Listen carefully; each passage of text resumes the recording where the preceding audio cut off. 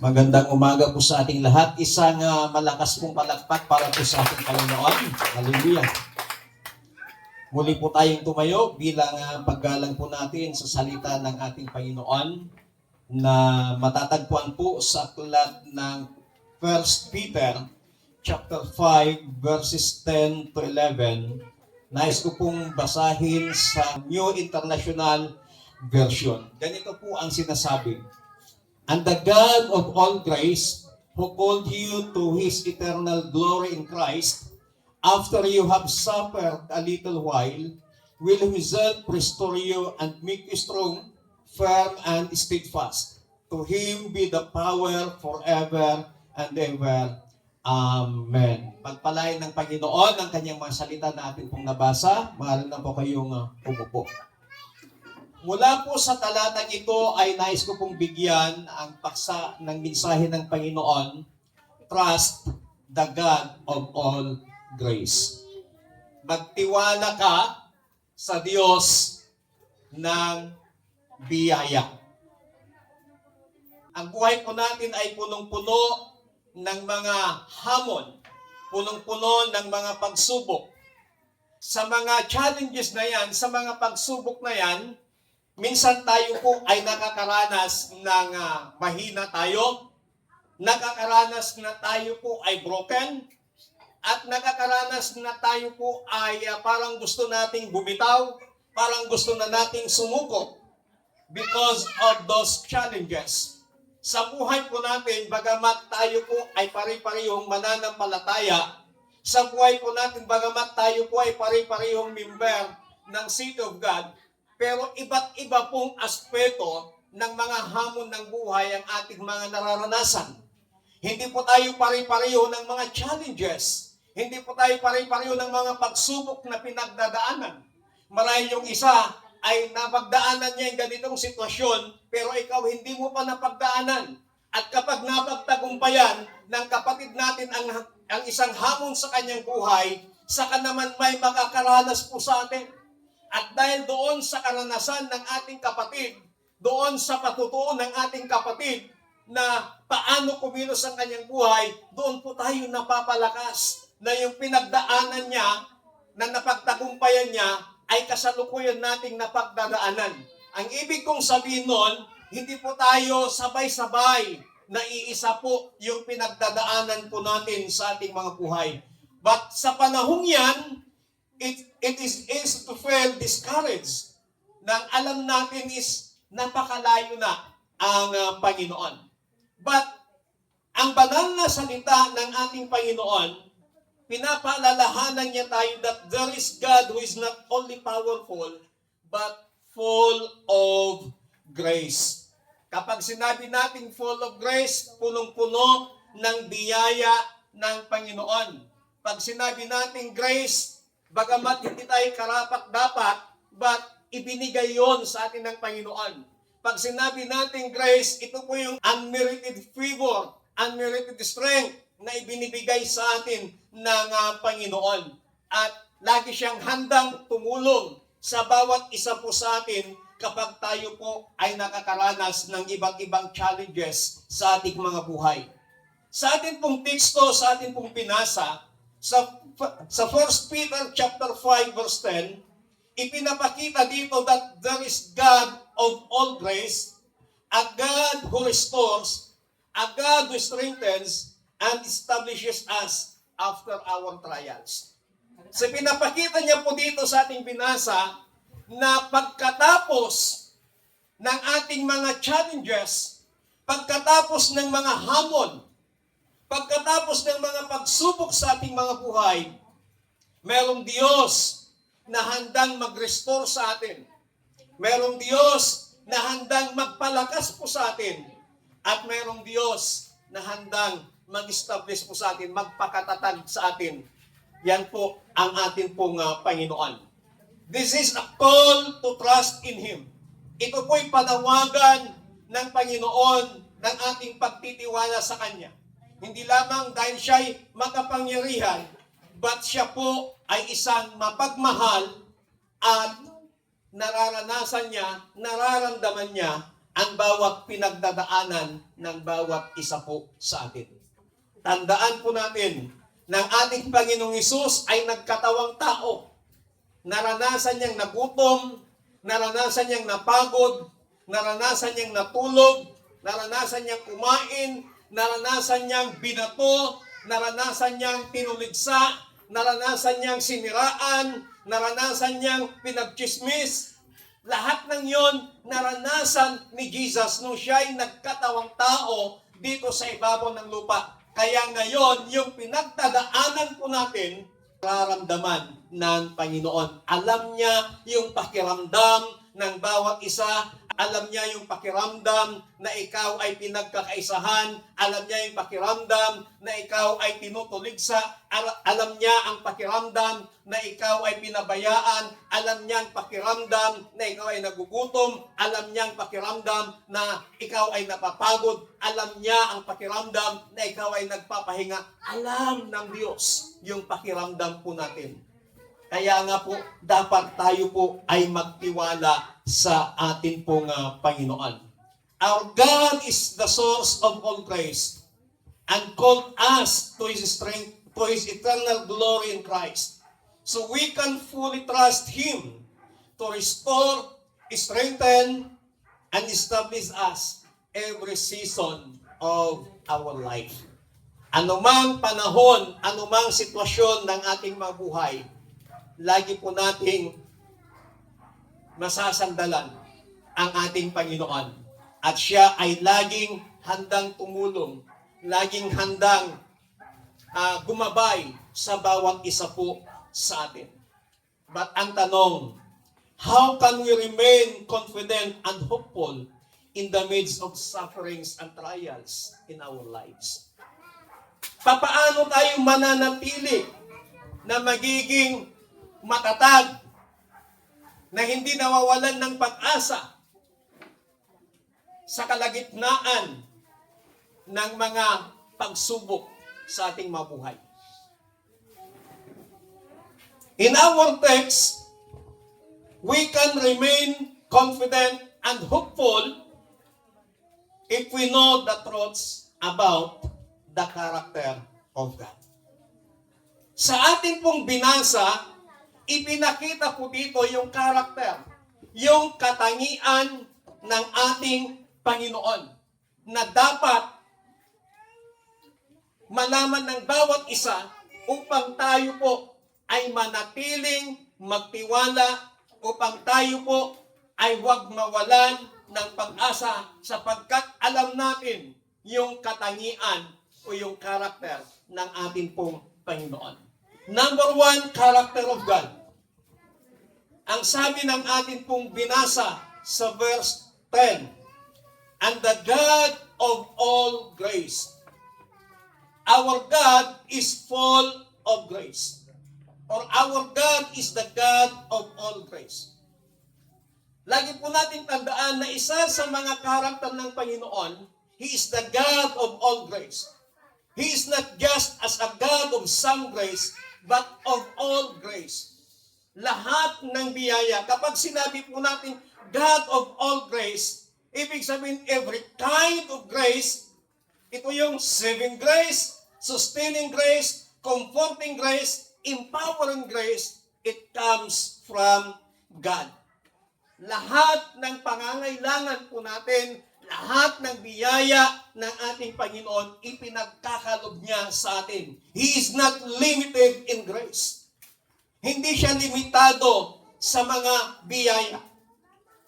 Ano pong sabi ng James chapter 4 verse 6? He doesn't run out, and He gives it freely to those who seek Him. Hindi nawawalan ng biyaya ang Panginoon. At handa siyang ibigay ito sa lahat ng mga taong lumalapit at naghanap sa Kanya. At ang sabi pa ni kapatid na Pablo sa 2 Corinthians chapter 12 verse 9, the grace of God is sufficient. The grace of God is abundant and it is freely given. Wala pong bayad yung biyaya ng ating Panginoon. Ang ating Diyos ay punong-puno ng biyaya. Hindi siya nawawalan. At ito ay libre niyang ipinagkakaloob sa atin. Yan po yung ang ating Diyos. He is a God of all grace.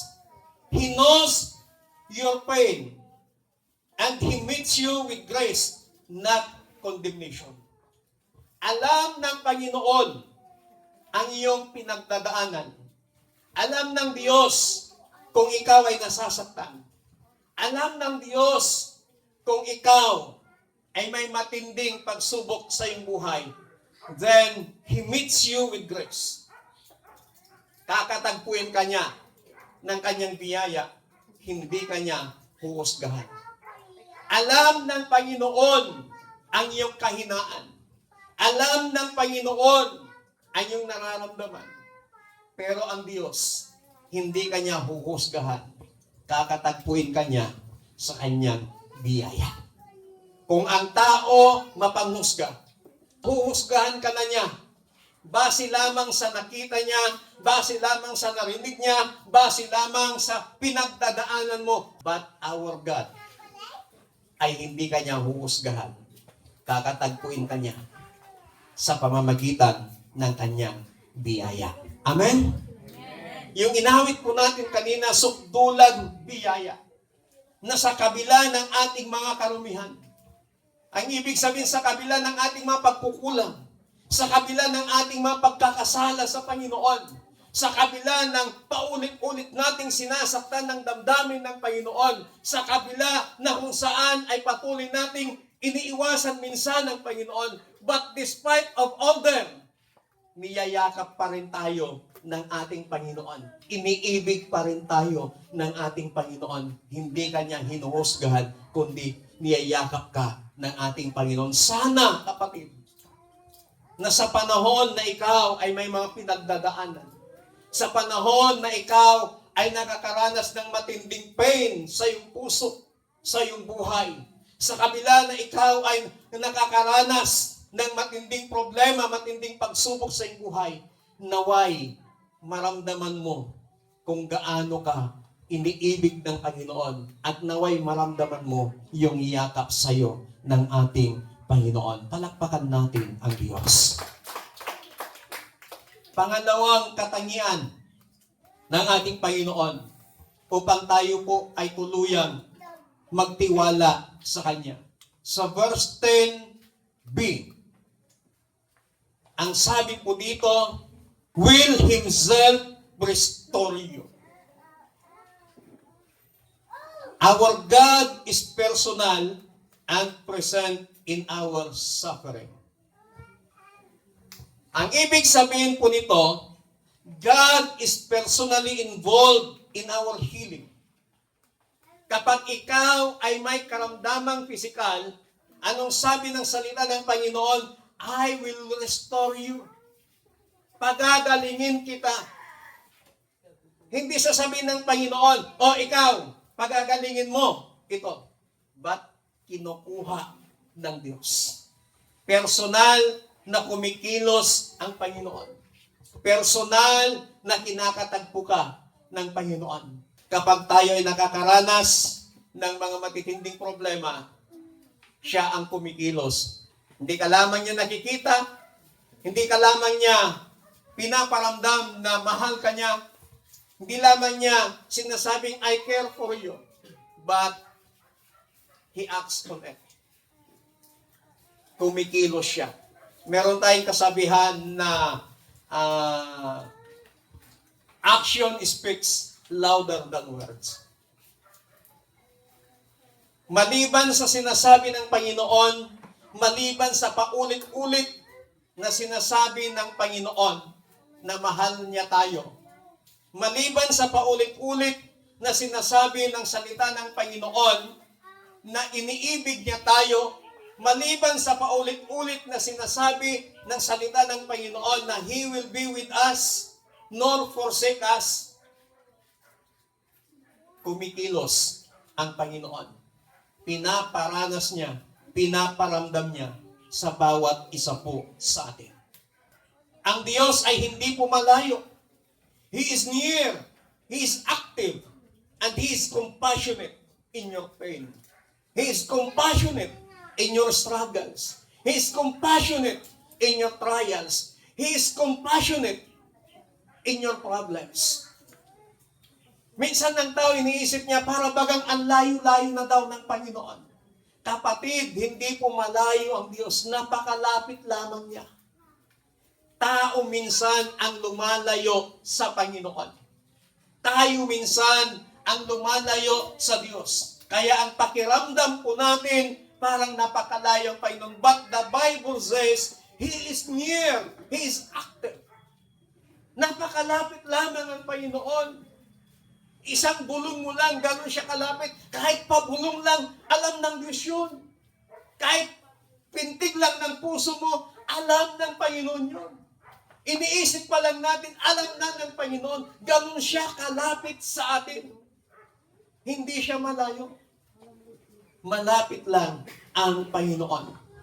Pangatlo na karakter ng ating Panginoon sa verse 10b, after you have suffered a little while, will Himself restore you and make you strong, firm, and steadfast. Our God is faithful. Tapat ang atin pong Panginoon. From Genesis to Revelation, lahat ng sinabi ng Panginoon, lahat ng kanyang pinangako, He is faithful. Bagamat paulit-ulit ang mga Israelita sa kanilang pagsuway, paulit-ulit ang mga Israelita sa kanilang pagsalangsang sa Panginoon, pero hindi pa rin sila pinabayaan ng ating Panginoon. Yung covenant ng Diyos sa kanila, na hindi niya sila iiwanan, hindi niya sila pababayaan, na hanggang ngayon, patuloy na nararanasan ng mga Israelita. Kung titingnan po natin, Israel ay napakaliit na nasyon. But, hanggang ngayon, kahit paulit-ulit na dinidigma ng mga malalaking bansa ang Israel, hindi nila matalo-talo ang Israel. Why? May pangako ang Panginoon sa bansang Israel. Israel is a chosen nation of God. Kaya kung ano man yung pangako niya noong unang panahon, noong panahon ni Moses, hanggang ngayon, tinutupad ng Panginoon ang pangako niya niyan because He is a faithful God. Amen. Pag sinabi ng Panginoon, I will be with you always, gagawin yon ng Panginoon dahil ang Diyos natin ay tapat. Tapat ang Panginoon para tayo'y muling palakasin. Tapat ang Panginoon na tayo ay pagalingin sa lahat ng aspeto ng ating mabuhay. Kung titingnan po natin sa kanyang mga salita, sa binasa po natin, after you have suffered a little while, pansinin po natin yung sinabi niya, after you suffered a little while, pagkatapos ninyong magbusa ng konti. Kaya yung pagburusa po natin, yung sufferings po natin, little lang yan. Maliit lang yan. At ang sabi ng banal na salita ng ating Panginoon, pagkatapos ng inyong pagburusa ng makunti, will Himself restore you and make you strong, firm, and steadfast. Pagkatapos ng suffering, God promises to restore us. Bring healing and wholeness. Magsuffer ka ngayon ng karamdaman, magsuffer ka ngayon ng sakit. But ang sabi ni Jesus, after our suffering, pangako ng Panginoon that He will bring healing and wholeness sa buhay mo. Pagagalingin ka ng Panginoon. Pangalawang na pangako dito ng Panginoon, after our suffering, God promises to confirm. Ibig sabihin, patutunayan niya ang iyong pananampalataya. Kukumpirmahin ng Diyos yung kanyang mga pangako. Kung ano yung sinabi ng Panginoon, ipapakita niya sa iyo na tunay yung kanyang mga pangako. Kaya dapat patuloy tayong magtiwala sa Panginoon. After suffering, God promises to strengthen you. Give us power to endure. Kung wala po ang pagpapalakas sa atin ng Panginoon, sa mga problema, sa mga pagsubok, sa mga sufferings, sa mga pain na pinagdadaanan po natin, marahil hindi po natin kaya. Kaya sa panalangin po natin, huwag po nating ipanalangin, Panginoon, tanggalin mo sa akin ang mga problema ito. Panginoon, tanggalin mo sa buhay ko ang mga pagsubok na ito.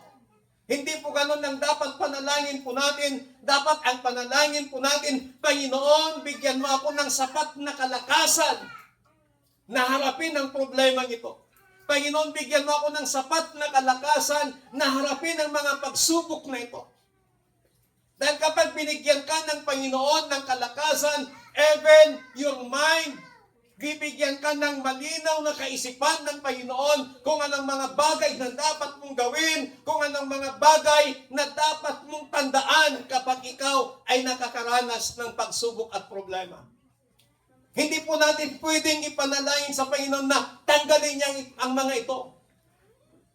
But ang panalangin po natin, Panginoon, bigyan mo ako ng sapat na kalakasan at tulungan mo ako para mapagtagumpayan ang mga problema at mga pagsubok na ito. Amen. God promises to establish. Ibig sabihin, bibigyan niya tayo ng stability and security. Magiging secure ang ating buhay sa Panginoon after we suffer for a while. Pagkatapos nating magtiis ng kaunti. Kaya meron pong kasabihan ng Ilocano, unannously, barbarally. Amen? Huwag nating walain yung pagtityaga. Huwag nating walain, ay sa Ilocano nga, panagan-anos.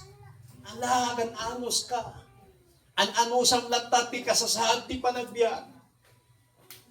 Ang tuloy kalatangag serbiak dayaw kiniapo. Then, makita mo na yung promise ni God, bibigyan ka ng stability and security. God doesn't just rescue. He rebuilds and reinforces you. Hindi ka lamang niya i-rescue, tutulungan ng Panginoon, but ikaw ay kanyang patatatagin. Ikaw ay kanyang patatayuin. Ibig sabihin, makikita ng iyong mga mata kung paano ka muling ibabangon ng Panginoon. Palakpakan natin muli ang Diyos. Pangatlo na karakter ng ating Panginoon. Our God is eternally good. Ang sabi po ng ating binasa, who called you to His eternal glory in Christ. Our God is calling us to eternal glory. Yung plano ng Panginoon, hindi lamang pang short term, kundi yung plano ng Panginoon is eternal glory in Christ Jesus. Amen. Amen. Gaano kabuti ang Panginoon? Nagplano siya para sa iyo, nagplano siya para sa akin, nagplano siya para sa lahat, na hindi lamang pang isang buwan, hindi lamang pang 2 buwan, hindi lamang pang 1 taon, pang 2 taon, pang 5 taon yung plano na yon, but yung plano ng Panginoon ay pawang pang matagalan, ng ibig sabihin, pang walang hanggan. Ang plano ng Panginoon ay hindi para sa ikakasama ng tao, kundi ang plano ng Panginoon ay para sa ikabubuti ng bawat isa. Why? Because He is eternally good. Napakabuti ang Panginoon. Kaya dahil napakabuti ang Panginoon, ang kanyang plano ay para sa ikabubuti ng bawat isa. Lagi kong sinasabi na wala pong mga magulang na nagplano at nangarap na sasabihin nila, balang araw ang anak kong to magiging sikat na drogista. Balang araw ang anak kong to magiging sikat na hold-upper. Balang araw ang anak kong to magiging sikat na magnanakaw. Wala pong magulang na nagplano ng ganon sa kanyang mga anak. Lahat ng plano ng magulang sa kanilang mga anak, pawang ikabubuti ng kanilang mga anak. Mas lalo ang ating Panginoon na ang plano niya sa bawat isa po sa atin ay pawang sa ikabubuti po natin. May mga magulang na nagsasabi sa kanilang mga anak, anak, agadal kayo nga nasayaan. Oray awanan kami. Iyutan mi, tibatog mi nga langit. Tapno lang, makaadal kayo para kanyayo mo't lang, dayta anak. Yun yung mga sinasabi ng mga magulang. Kaya lahat ng sakripisyo ginagawa ng magulang para mabigyan ng magandang kinabukasan ang kanilang mga anak. Nasa mga anak na kung susundin nila yung magandang plano ng kanilang mga magulang. Ganon din po sa atin. Bagamat alam natin na may magandang plano ang ating Panginoong Diyos sa atin, na planong hindi para sa ating ikakasama, planong para sa ikabubuti natin, at yung planong yan ay pangwalang hanggan, nasa atin po kung susundan po natin yung plano ng Diyos na yan o lilihis tayo doon sa plano ng Diyos. Kahit alam natin na may magandang plano ang ating Panginoon sa atin, kung hindi tayo susunod sa plano ng Panginoon, wala din pong magagawa ang Diyos. Hindi niya ipipilit ang gusto niya sa iyo. Why? We have the freedom of choice. Binigyan tayo ng kalayaan ng Panginoong pumili. Kung piliin mo yung mabuting plano ng Panginoon o hindi, nasa atin yung pagpapasya. Pero our God is a good God. Napakabuti po ang Panginoon. Ang Panginoon ay ipinaghahanda niya tayo. Hindi lamang para sa panahong ito, but sa pangwalang hanggan. Alam niyo ba kung bakit bumalik si Jesus sa langit? Pagkatapos siya mapako sa cross para tayo iligtas sa ating mga kasalanan, siya ay namatay, inilibing siya, at ang sabi ng Biblia, after 3 days muling nabuhay ang ating Panginoong Hesus, at pagkatapos noon, nagpakita siya sa kanyang mga disciples, at pinagpilinan yung kanyang mga disciples na huwag silang magulumihanan, at hindi ko kayo iwanang mangungulila, sabi ni Jesus. Ipapadala ko ang aking espiritu. Ang sabi ng mga kanyang mga apostol, Panginoon, saan ka pupunta? Yung pagbalik ni Jesus sa langit, alam niyo ba kung anong ginagawa ni Jesus doon sa langit? Sabi ng John chapter 14, ipaghanda ko kayo ng matitirhan, sabi ni Jesus.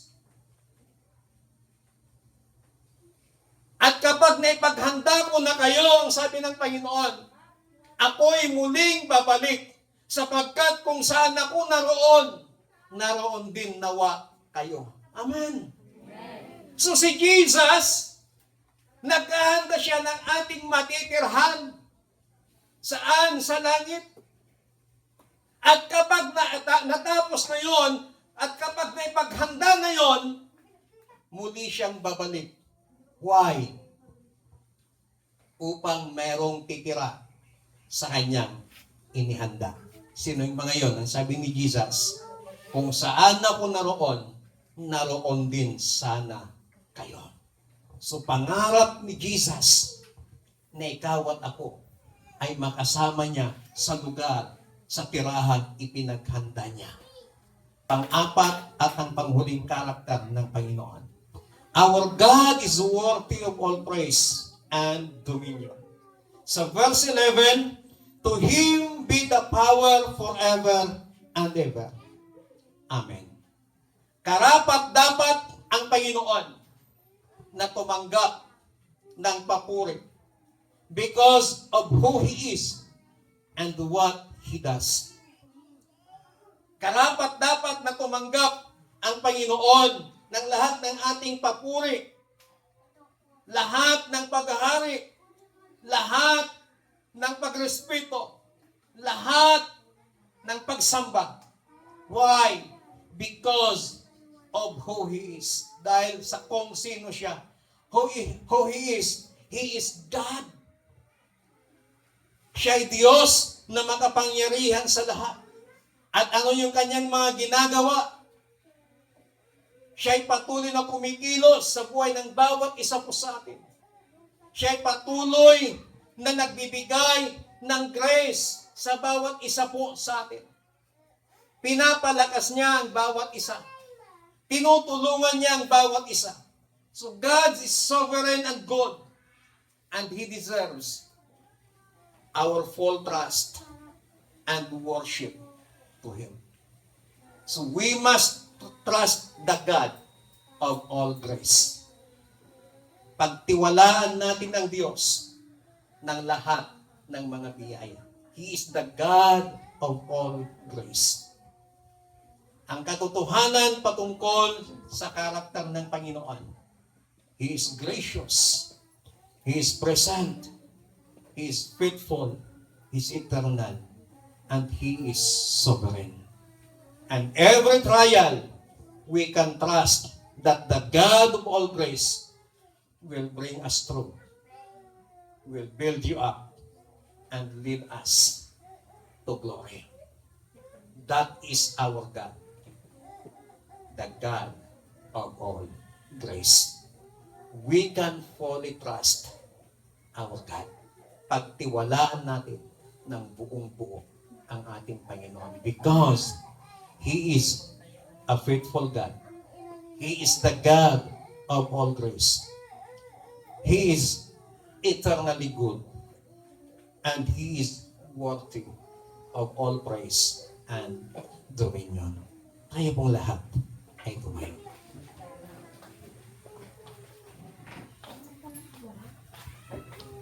Kapatid, sa umagang ito, anumang trials, anumang suffering, anumang problems, anumang pain ang pinagdadaanan mo ngayon, trust the God of all grace. Tayo pong lahat ay yumuko at manalangin.